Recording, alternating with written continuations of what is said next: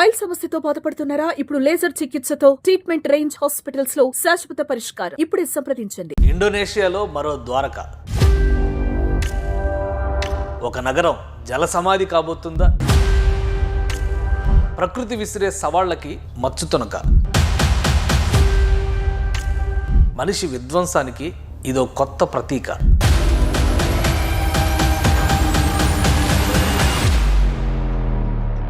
ప్రపంచ దేశాలని సమస్యలు వెంటాడుతున్నాయా? ఓ పక్క యుద్ధాలు, మరో పక్క మాంద్యం, భయాలు.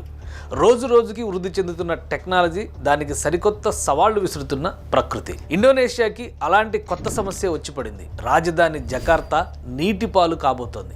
ఎస్, మీరు విన్నది 100% నిజం.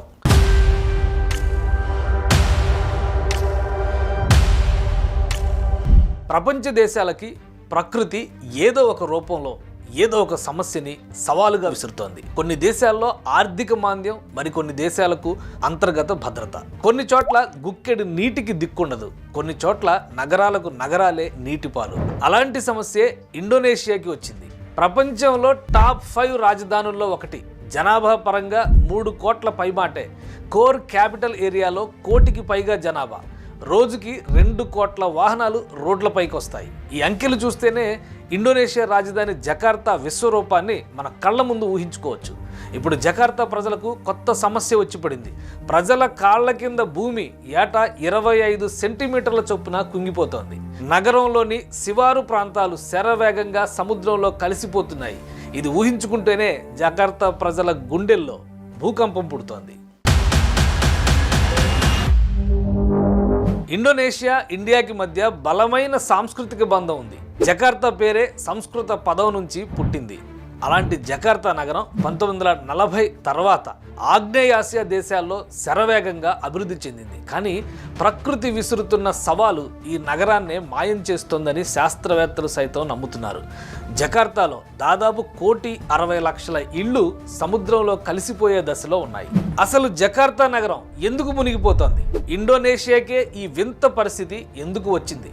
నీట మునుగుతున్న ఇళ్లని రక్షించడం అసాధ్యమా? ఈ దయనీయ పరిస్థితుల వెనుక కారణాలేంటి?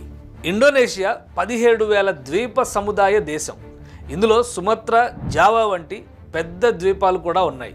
1600 సంవత్సరంలో డచ్ వలస రాజ్యంగా ఉన్నప్పటి నుంచి ఇండోనేషియాకి జకార్తానే రాజధాని. ప్రపంచంలోనే అత్యంత వేగంగా మునిగిపోతున్న నగరంతో పాటు విపరీత కాలుష్య నగరాల జాబితాలోని జకార్తా ఎక్కేసింది. ఈ అపఖ్యాతిని ఎప్పుడూ సరిచేసే ప్రయత్నం జరగలేదు. పైగా ఈ మహానగరంలో 40% భూభాగం సముద్ర మట్టానికి దిగువనే ఉంది. ఇండోనేషియా రాజధాని నగరం జకార్తా నీటిపై తేలియాడేలా ఉన్న ఇక్కడ నిర్మాణ పనులు మాత్రం నిరంతరం కొనసాగుతూనే ఉన్నాయి. చుట్టూ సముద్రం, నగరం దిగువ నుండి 13 నదులు ఉద్భవించాయి.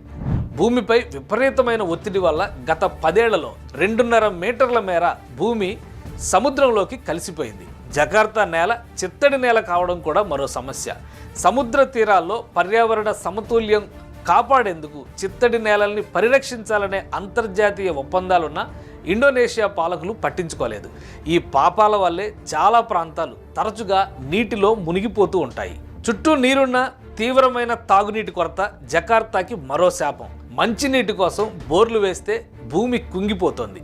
దీంతో నీటి సరఫరాకు ఇతర ప్రాంతాలే దిక్కు. పారిశ్రామిక వినియోగం కూడా భూగర్భ జలాలపై తీవ్ర ప్రభావం చూపుతోంది. అన్నీ కలిపి వారు తీసుకున్న గొయ్యిలో వారే పడ్డట్టయింది.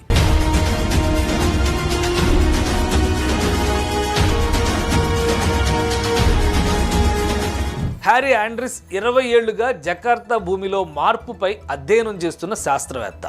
ఇండోనేషియాలోని ప్రతిష్టాత్మక బాండుంగ్ ఇన్స్టిట్యూట్ ఆఫ్ టెక్నాలజీలో పనిచేస్తున్న హ్యారీ ఆండ్రిస్ 2050 నాటికి జకార్తా దాదాపు కనుమరుగుతుందని తేల్చేశారు. నార్త్ జకార్తాలో 95% భూమి నీట మునిగిపోతుందని, ప్రపంచంలోని ఇతర తీర ప్రాంత నగరాల కంటే జకార్తా 2 ఎక్కువ మునిగిపోయే అవకాశం ఉందని చెబుతున్నారు.